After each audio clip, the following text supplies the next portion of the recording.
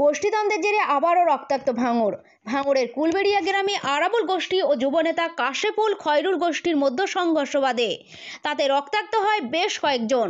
আজ তৃণমূল যুব কংগ্রেসের উদ্যোগে কাটাতলা থেকে বামনঘাটা বাজার পর্যন্ত এনআরসি বিরোধী মিছিল হয়। এই মিছিলে দক্ষিণ চব্বিশ পরগনা জেলা সভাপতি শওকত মোল্লা হাজির ছিলেন। অভিযোগ, যুবদের ডাকে এই মিছিলে আরাবুলপন্থী শেখ সাবির আলী যেতে নিষেধ করে, কিন্তু তাদের বাধা না মেনে যুবপ্রেমীরা এই মিছিলে অংশগ্রহণ করে, যার ফলে মিছিল থেকে ফিরতেই তাদের উপর চড়াও হয় আরাবুল অনুগামীরা। আজকে আমি মিটিংয়ে গিয়েছিলাম। মিটিং থেকে ফেরার পরে ঠিক আছে, আমরা যাচ্ছি মতো বাড়ি যাচ্ছি।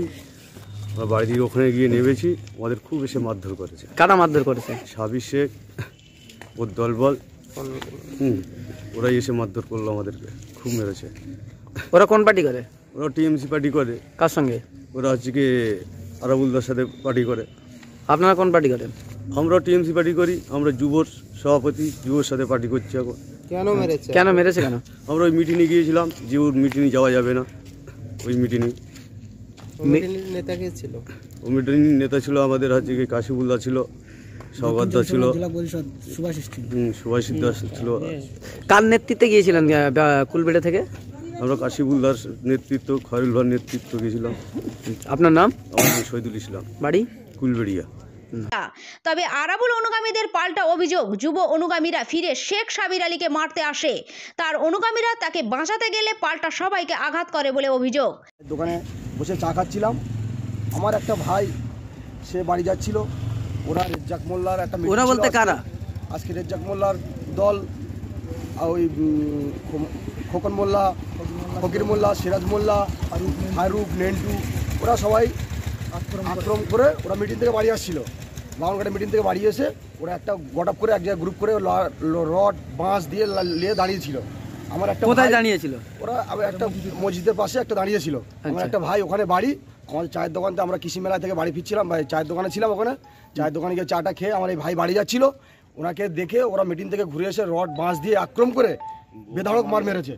এত মার মেরেছে, সব কটা ইনজুরি হয়ে গেছে। হ্যাঁ, কাকে মেরেছে? তারপর আমরা ছুটে গিয়েছি, আমরা সব সকলে ছুটে গিয়েছি। এবং সবাই, আমাদের একজন ভাবি ছিল, ওনাকে মহিলাকে ধরে কাপড় টেনে নিয়েছে, বাচ্চা ছিল, বাচ্চাকে ধরে আছাড় মেরে দিয়েছে। এগুলো কে করেছে? খোকন মোল্লার গ্রুপ এবং ফকির মোল্লা, সিরাজ মোল্লা, নেন্টু, ফারুক, এরা সবাই করেছে। আপনার নাম?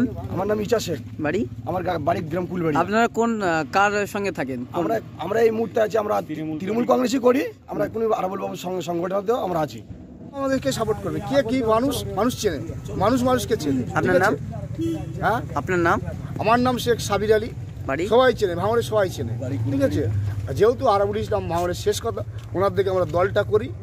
রেজ্জাক মোল্লা নেতৃত্বে যারা মেরেছে ছাড়বো না, আমরা কালকে ছাড়ছি না।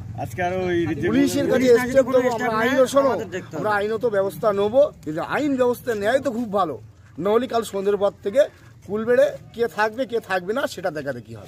ঠিক আছে, এটা হলো। আহতদের জিরানগাছা প্রাথমিক হাসপাতালে ভর্তি করা হয়। সেখানে আরাবুল অনুগামীদের ভিড় দেখে যায়। বিষয়টি প্রশাসনের নজরে এলে কাশীপুর থানার পুলিশ এসে সকলকে নিরাপদে বাড়িতে যাওয়ার ব্যবস্থা করে দেয়।